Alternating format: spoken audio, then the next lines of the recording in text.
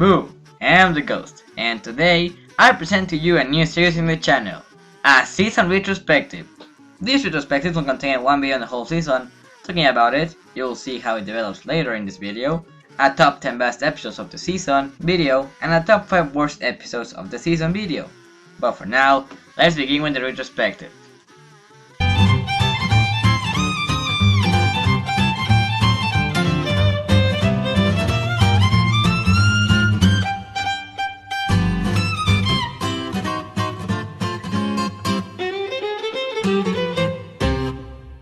SpongeBob Season 1 isn't the average Season 1 when a show begins. The first year is usually very weird, and nothing like the rest of the show. But for SpongeBob's case, Season 1 feels normal. It feels like the show it belongs to. It has that vibe the old seasons have, with weird expressions and funny jokes, some surreal jokes even, and weird camera angles. Season 1 has a bit of everything. But we should probably start at a simpler point. Instead of rounding up the entire season, let's focus on specific points. YouTube is a visual media, and Season 1 has a very... Season 1... Okay. Sorry for that. And Season 1 has a very special art style, still being handmade in cell animation. And cell animation kinda looks like this. That's why sometimes it has that more animated character animations. More of that kind of cleanness, I think. But unlike The Simpsons, where Season 1 has that roughness to it, that animation where they were still trying to figure out how to animate everything, in SpongeBob's case, the animation still holds up to this day.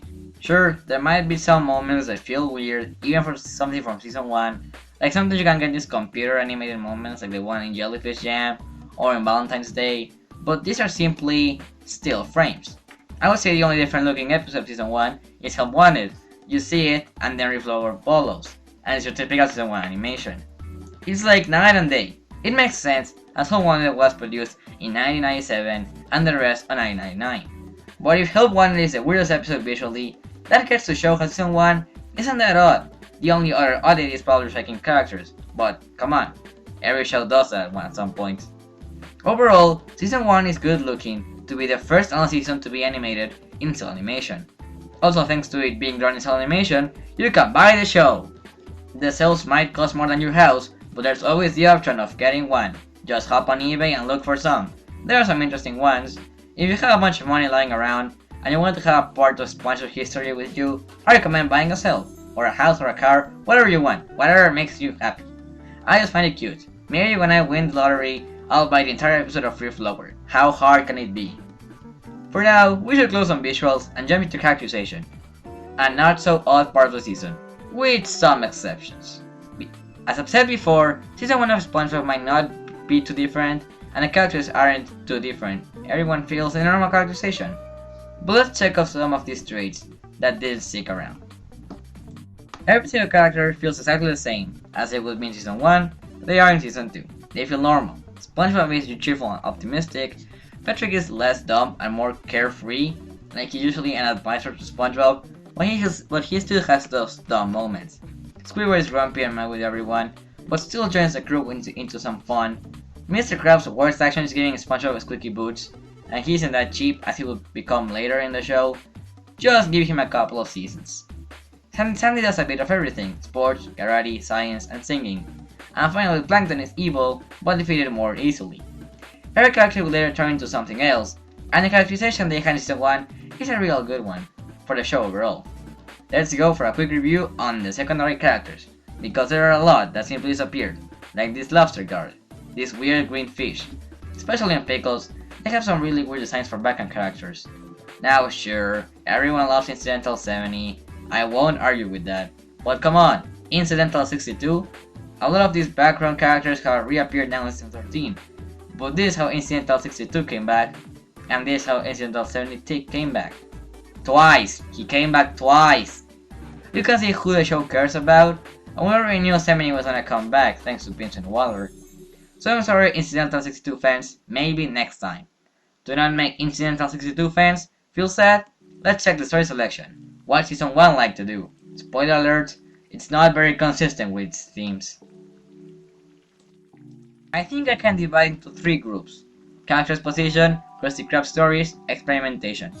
For characters' positions, you have episodes that introduce future characters, like Gary, Sandy, and Plankton, whilst representing secondary regulars, like Bubble Bath and Mrs. Bob, Pearl. Krusty Krab stories have Employee of the Month, Culture Shock, and Squeaky Boots, and experimentation is a lot. We have a lot of experimental episodes, such as SG-129, Rock Bottom, Sleepy Time, and Neptune's Spatula. I feel all the episodes can be in one of these three groups, but I won't divide them all. You can do that by yourself. Now we know what the stories are all about, but what about the jokes? Well, this one might have the smartest joke in the show. When you have the two Louis-Lautrec joke, that's when you know what kind of jokes they will have in this season. And they don't stop there. You have the Ginsburg line referring to Allen Ginsberg. I'm not sure why they would add that in, but fine, I learned who Allen Ginsberg is now. Thanks, Squidward. You also have the whole Crumb joke, and the fact the entire Act 3 of Squeaky Boots is a parody of the Telltale Heart of Edgar Allan Poe. So when Season 1 attempts to bring classical literature or artists, it doesn't feel weird, maybe a little dated, but it's fast enough that you kinda let it pass and forget about it. Now that we know what Season 1 is like, I think we can conclude the retrospective and pack it all up. Season 1 is, in a sentence, very 1999. Like, might sound weird, but if you compare it to something like the other shows Nick had at the time, SpongeBob fits perfectly and doesn't feel out of place. It was one of the best things at the time, and it has aged so well, people still go back to rewatch it. None of it feels out of place, the animation is still good, the characters are still enjoyable, and the stories are original. It's a perfect first season of television. I will be back to rank the top 10 of the season and the bottom 5. So while you wait for me to actually edit, write, record all of those videos, I recommend you rewatch Season 1. I hope you enjoyed this retrospective. No need to argue this season is classical, there's no debate, of course it is a classical season. It will always be a classic. This is the Gamer Ghost, and I say, next time we will see live entertainment, made-up holidays, and the Krusty Krab pizza is for you and for me. Have a nice day.